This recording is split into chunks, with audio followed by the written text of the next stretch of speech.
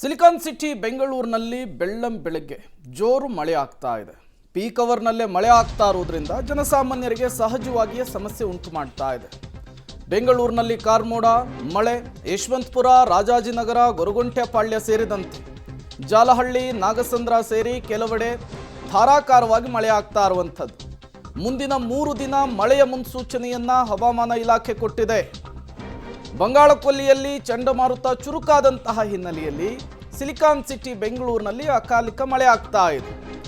ಬೆಂಗಳೂರಿನ ಹಲವು ಕಡೆಗಳಲ್ಲಿ ಈಗ ದಟ್ಟವಾದಂತಹ ಕಾರ್ಮೋಡ ಜೊತೆಗೆ ತುಂತುರು ಮಳೆ ಹೇಗಾಗ್ತಾ ಇದೆ ಅನ್ನುವಂತಹ ವಿಜುವಲ್ಸ್ ಅನ್ನು ಕೂಡ ನೀವು ಗಮನಿಸ್ತಾ ಇದ್ದೀರಿ.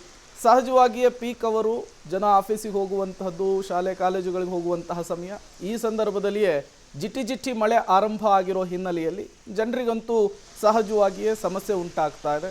ಆಮೇಲೆ ಬೆಂಗಳೂರಿನಲ್ಲಿ ಸಣ್ಣದೊಂದು ಮಳೆ ಆಗ್ಬಿಟ್ರೂ ಕೂಡ ಹೇಗೆ ಟ್ರಾಫಿಕ್ ಜಾಮ್ ಸೇರಿದಂತೆ ನಾನಾ ರೀತಿಯ ಸಮಸ್ಯೆಗಳು ಸೃಷ್ಟಿಯಾಗುತ್ತೆ ಅನ್ನೋದನ್ನು ನಾವೆಲ್ಲರೂ ಕೂಡ ನೋಡಿದ್ದೀವಿ. ಈಗ ಮತ್ತದೇ ಸಮಸ್ಯೆ ಬೆಂಗಳೂರಿನಲ್ಲಿ ನಿರ್ಮಾಣವಾಗ್ತಾ ಇದೆ.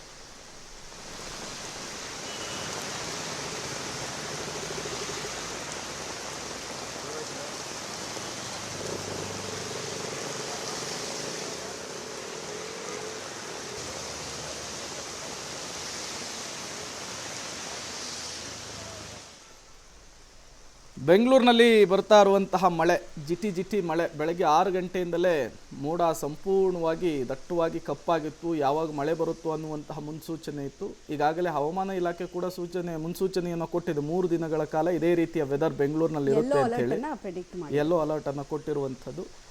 ಬೇರೆ ಬೇರೆ ಜಿಲ್ಲೆಗಳಲ್ಲಿ ಅಕಾಲಿಕ ಮಳೆ ಆಗ್ತಾ ಇತ್ತು. ಈಗ ಬೆಂಗಳೂರಿನಲ್ಲೂ ಕೂಡ ತುಂತುರು ಮಳೆ ಆಗ್ತಾ ಇರೋದ್ರಿಂದ ಸಹಜವಾಗಿ ಜನಜೀವನದಲ್ಲಿ ಒಂದಿಷ್ಟು ವ್ಯತ್ಯಾಸಗಳು ಕಂಡು ಬರ್ತಾ ಇರುವಂಥದ್ದು.